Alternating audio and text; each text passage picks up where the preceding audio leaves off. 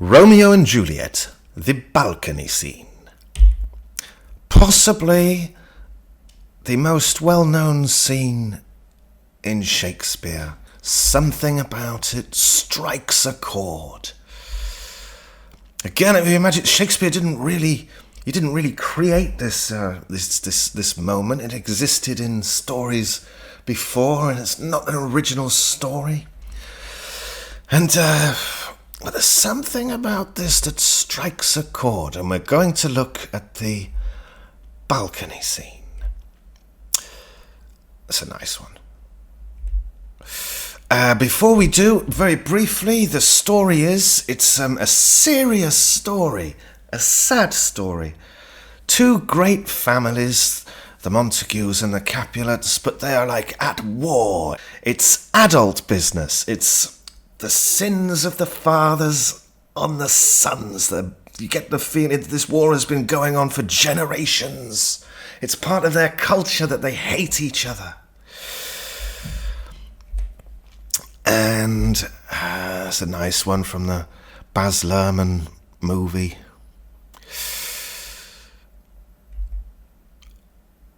And this one's from the Franco Zeffirelli movie. But so the story is focused not on the adults, but on the children, or the young guys. There's Romeo.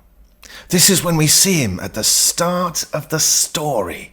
Romeo is really depressed because the woman he loves doesn't love him. We never even see this woman, Rosalind. But this is important. It's where we come in. Romeo is he's a hopeless romantic. He almost wants it. It's like he enjoys, he revels in being sad. To be honest, today he'd probably be maybe a goth. However, also, he's a good kid. The story goes out of the way to say that everybody likes this young Romeo. So anyway, the story begins. Romeo's all sad. We have we meet Romeo's friends, and they meet the young guys from the enemy family, and they have a fight. And then it turns out that there's a party going on tonight at the Capulets. That's the Romeo's de Montague, the enemies are the Capulets. There's a party going on, and everybody's going to wear a mask. So that's very interesting. So the Montague boys, including Romeo, they go along with their masks. It's a problem for the filmmaker because you can't have them wearing masks when they first meet. But they are in the story. And there she is. Romeo sees Juliet and he falls in love with her. And he cleverly goes along and has a little talk. And she likes him. It's a classic love at first sight. It's a bit magical. But then the Montagues are spotted anyway, and they have to leave. But so and Romeo goes, but then both Romeo and Juliet are made aware of who they have just fallen in love with. The nurse tells Juliet, "Oh, that boy, he's a Montague," and I can't remember who tells. Somebody tells Romeo she's a Capulet. So they both know that they have fallen in love with someone who is the total enemy of their family. And they both go to be alone. They leave the party or the fun with the friends, and they go to be alone.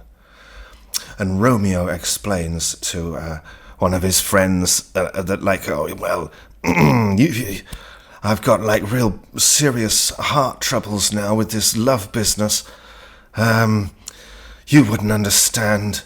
You've never been in love anyway. You don't know what love is like me. You don't know this pain. And Romeo walks off, but he stays in the Capulet place. He goes into the the orchard. Now, every time you think of an orchard, you think of the Garden of Eden. So Romeo has gone alone into the garden to think about things. He jests at scars that never felt a wound, says Romeo, thinking about his friend who's not taking Romeo's broken heart and heart troubles seriously. Now, quite by chance, as if, again, like it's like, they are the star-crossed lovers, it's all fated. Juliet appears above at a window. Now, what Juliet has done, she's gone to her room, to her chambers. And she's also wants to be alone, but she wants to go, and she's gone out onto the window, the terrace, whatever, to look into the orchard. They've both arrived. Now, Juliet doesn't know Romeo is there.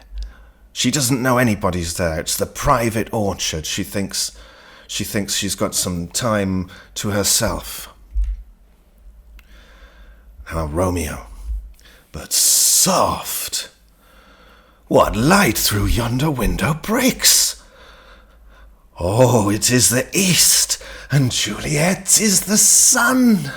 Arise, fair sun, and kill the envious moon, who is already sick and pale with grief that thou, her maid, art more fair than she.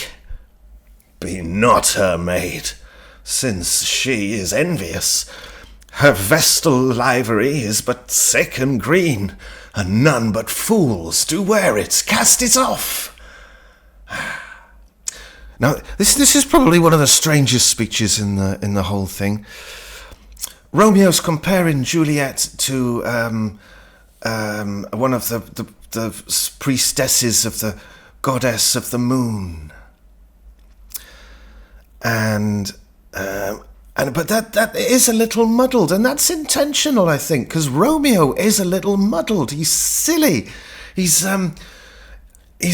thoughts are always racing too fast. He's too flowery, too romantic, too try-hard.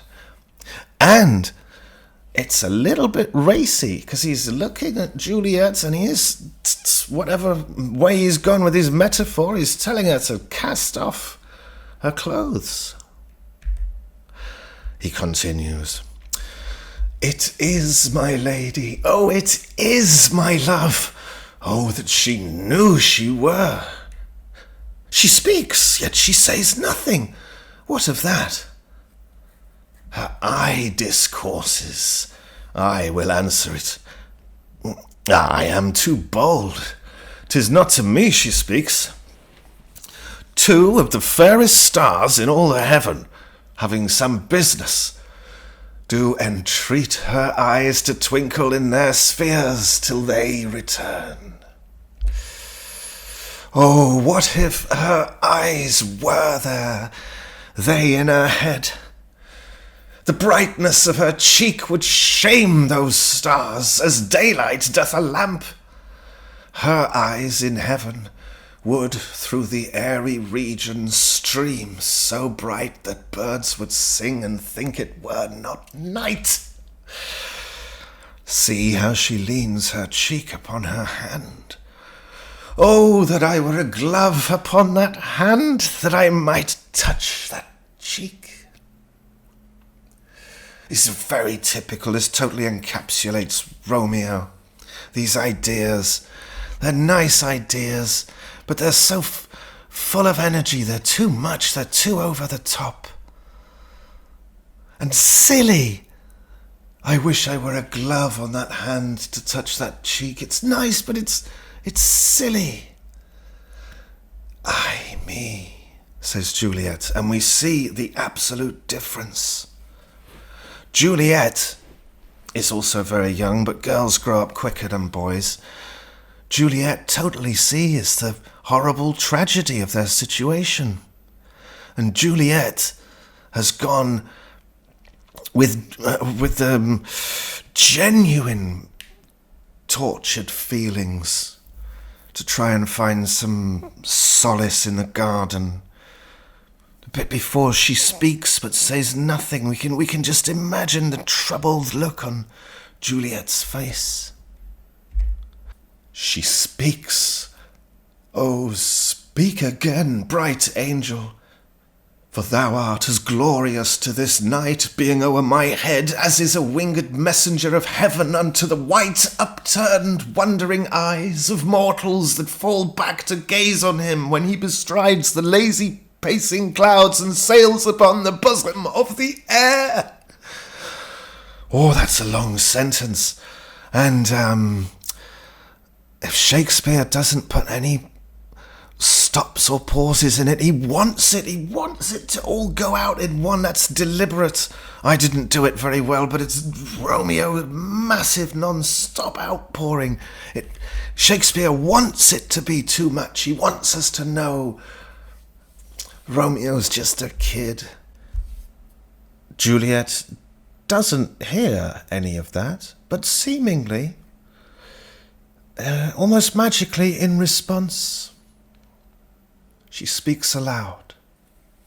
Oh, Romeo, Romeo, wherefore art thou Romeo? Deny thy father and refuse thy name. Or if thou wilt not, be but sworn my love, and I'll no longer be a Capulet. And we see this really as she is shouting out this oath, this truth, this promise to the world. And now Romeo's got he's got a problem, because Juliet doesn't know he's there. And it's not the done thing to be listening to a woman who thinks she's speaking in private. You don't eavesdrop, is wrong. So Romeo, aside, shall I hear more, or shall I speak at this? And of course we all know he should make her aware of his presence, but he doesn't. 'Tis but thy name that is my enemy.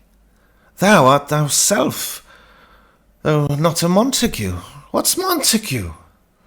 It is nor hand, nor foot, nor arm, nor face, nor any other part belonging to a man. Oh, be some other name. What's in a name? That which we call a rose by any other name would smell as sweet.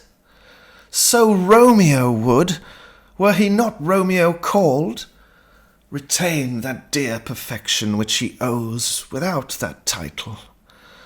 Romeo, doff thy name, and for that name, which is no part of thee, take all myself. And interesting here, we see the difference between Romeo and Juliet. Juliet is practical. She's thinking very practically about this. She's got to the heart of the matter. Now Romeo, he's heard all this, and he does come out. I take thee at thy word. Call me but love, and I'll be new baptized. Henceforth, I never will be Romeo.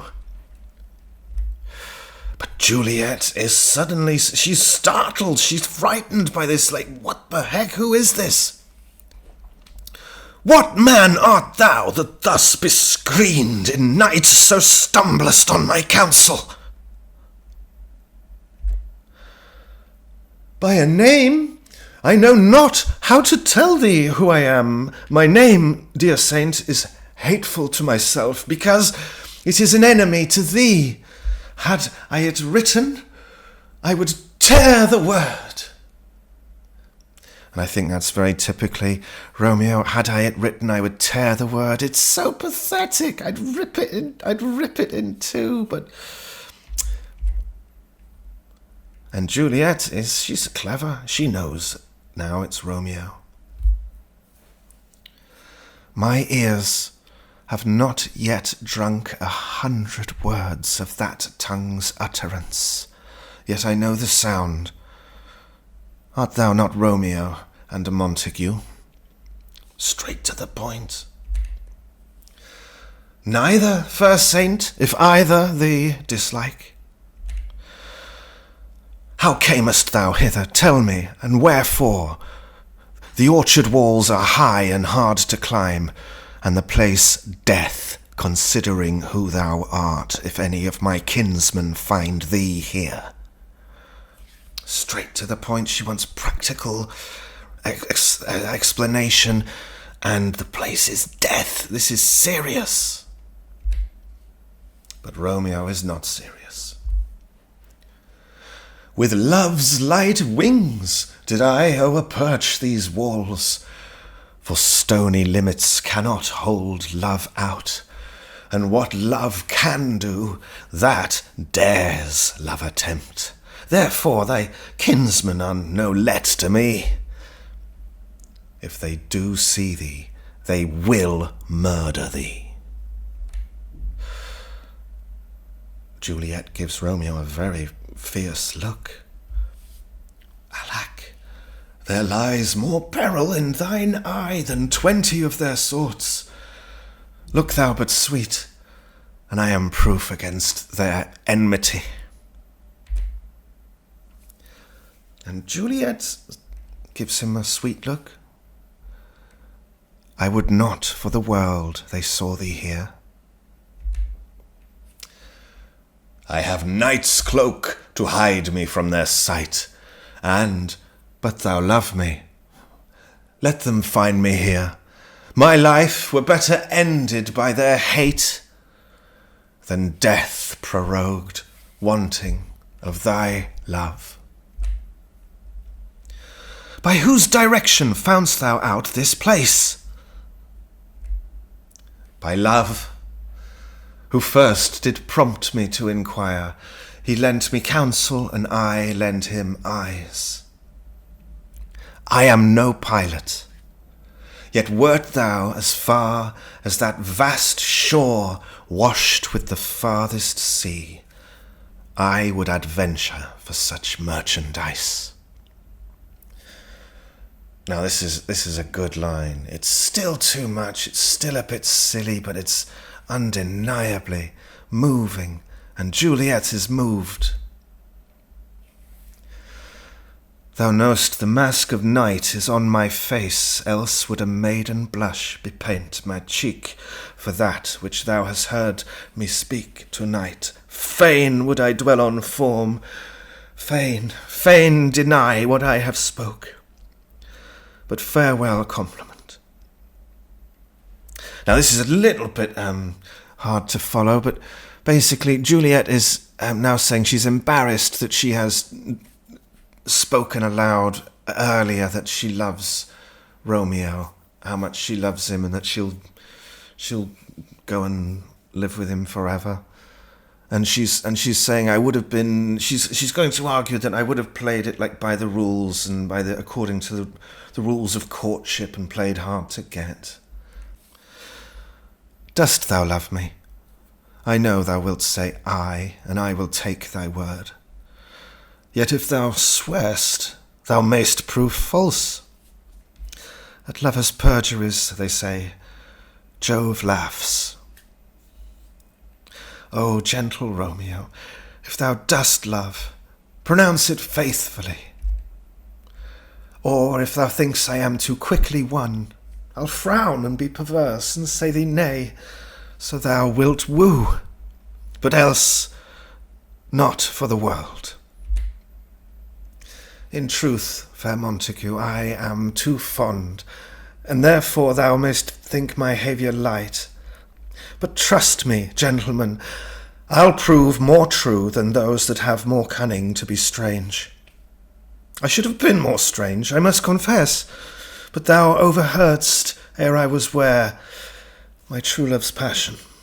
Therefore pardon me, and not impute this yielding to light love, which the dark night hath so discovered. Romeo loves it. Lady, By yonder blessed moon, I swear, that tips with silver all these fruit tree tops. Oh, swear not by the moon, the inconstant moon, that monthly changes in her circled orb, lest that thy love prove likewise variable.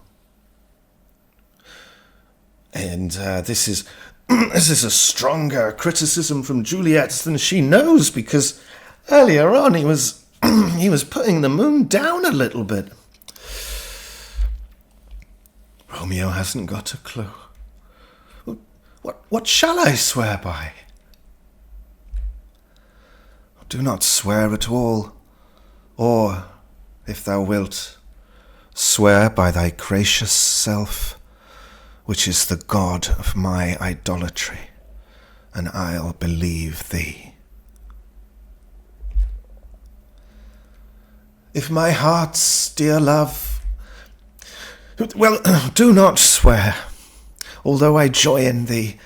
I have no joy of this contract tonight. It is too rash, too unadvised, too sudden, too like the lightning, which doth cease to be ere one can say it lightens. Sweet good night. This bud of love, by summer's ripening breath, may prove a beauteous flower when next we meet. Good night, good night. A sweet repose and rest come to thy heart as that within my breast. And again, it's Juliet talking sense here. Yes, we're going too fast. We're going too fast. And we get a little rhyme at the end there, rest and breast, which usually signals the end of the scene. But Shakespeare's going to play with this idea and keep it going. Oh?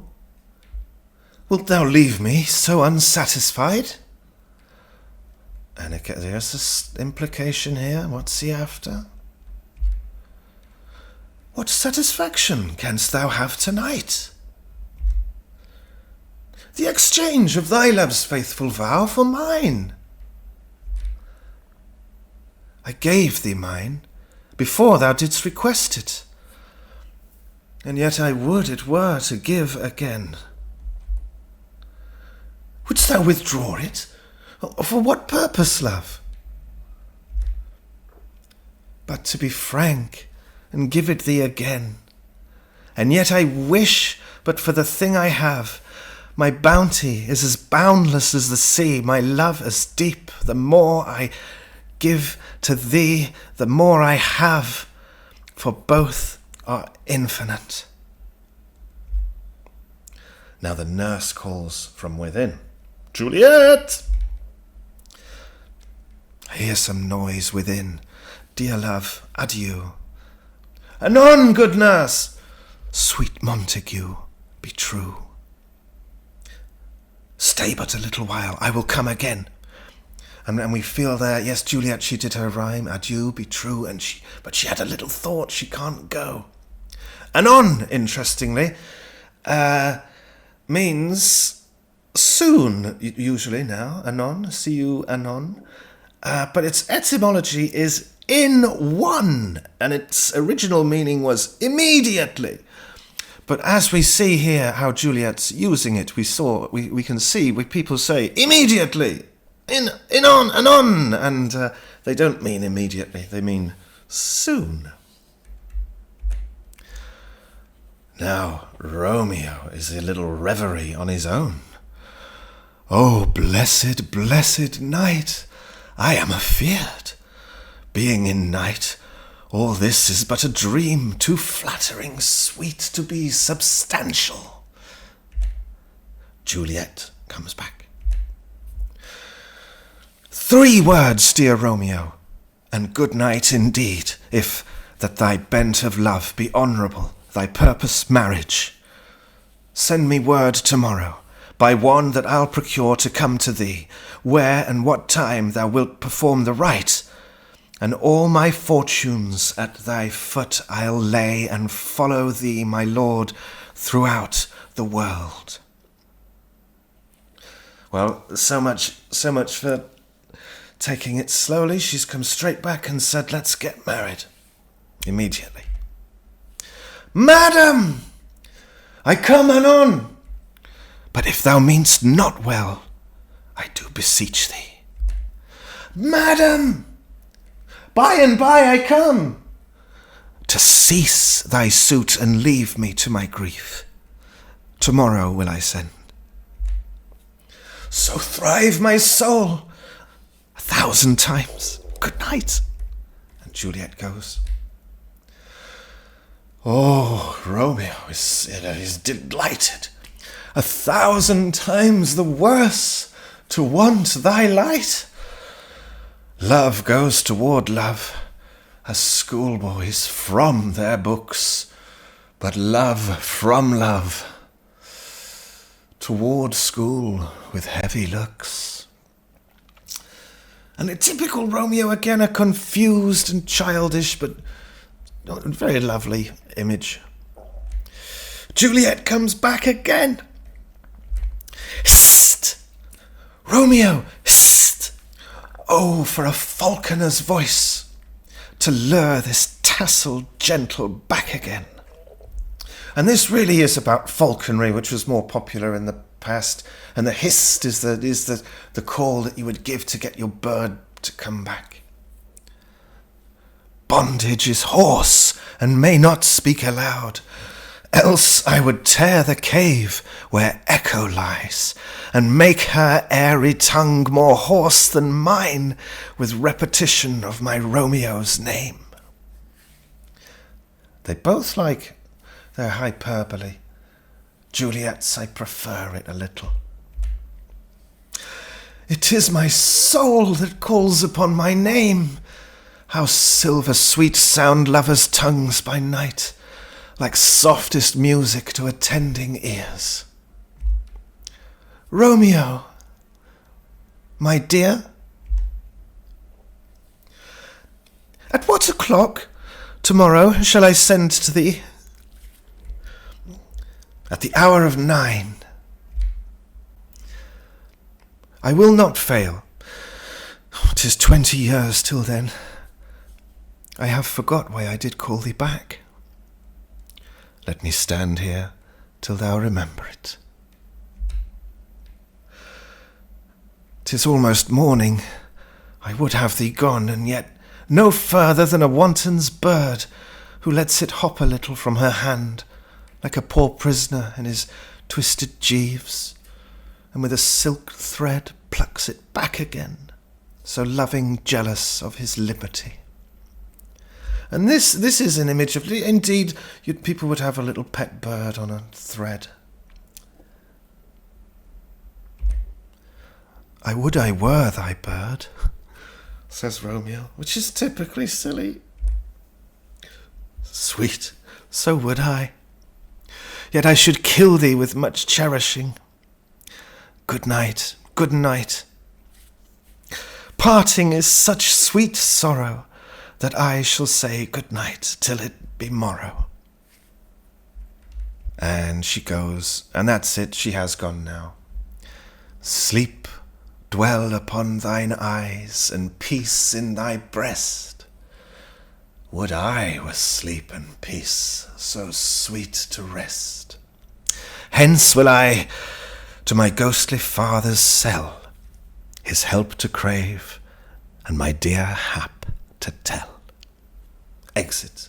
And it really is the end of the scene, and we get all those double rhymes really piling it on. Yes, we did get to the end. His ghostly father's cell is the priest's place. And my dear hap means what the good stuff that's happened, my good news, my dear hap to tell. Romeo and Juliet, the balcony scene.